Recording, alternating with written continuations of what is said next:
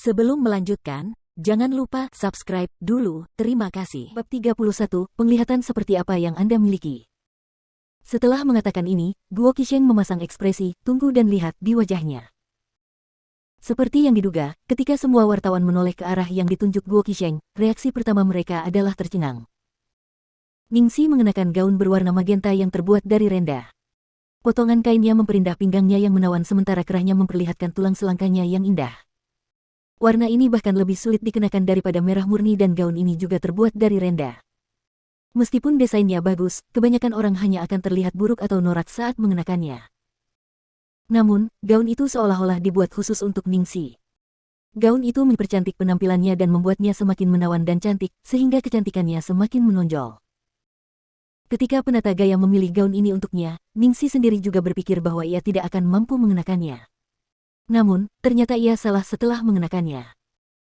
Seperti yang diharapkan dari Godly Hand of Golden Age Entertainment, dia memiliki penglihatan yang tajam. Dia mengenalnya lebih baik daripada dia mengenal dirinya sendiri setelah hanya satu kali pertemuan. Meskipun ini adalah pertama kalinya Ningxi berjalan di karpet merah, dia adalah seorang aktris. Dia telah mencoba berbagai peran dengan berbagai pekerjaan, yang tentu saja termasuk selebriti, dan bahkan pernah berakting sebagai salah satunya sekali atau dua kali. Berjalan di karpet merah itu mudah. Setiap langkah, setiap senyum, dan setiap tindakannya tertangkap kamera dengan sudut yang tepat.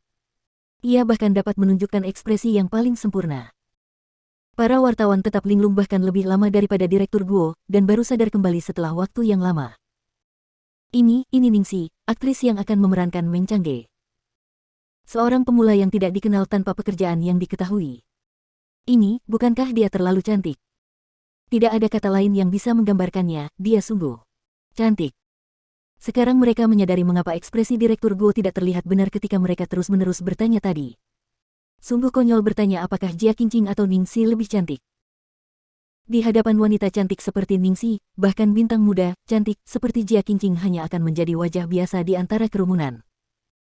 Bukan hanya penampilannya, tetapi juga cara dia bersikap yang membuatnya menonjol dari para pendatang baru lainnya. Gerakannya elegan dan terbuka, bahkan memancarkan aura bangsawan yang alami. Ningxi berjalan ke tengah karpet merah dan berpose santai beberapa kali agar media dapat mengambil gambar. Setelah itu, ia berbalik dan mengambil pena dari baki untuk menandatangani namanya di dinding. Putaran tubuhnya ini menyebabkan gelombang kegembiraan dan bunyi klik rana.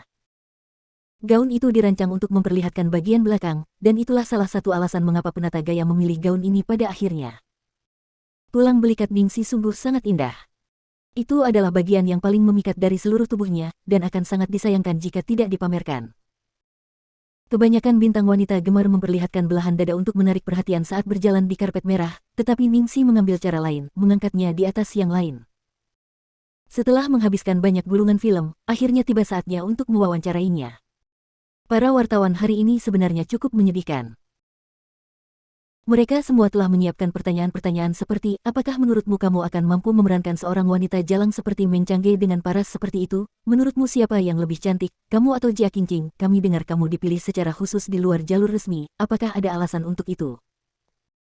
Sekarang mereka tidak dapat menggunakan pertanyaan-pertanyaan itu sama sekali. Selama mereka tidak buta, mereka akan tahu bahwa tidak ada yang terjadi di balik layar, wajahnya terlalu meyakinkan. Dia adalah orang yang paling cocok untuk memerankan Meng Changge.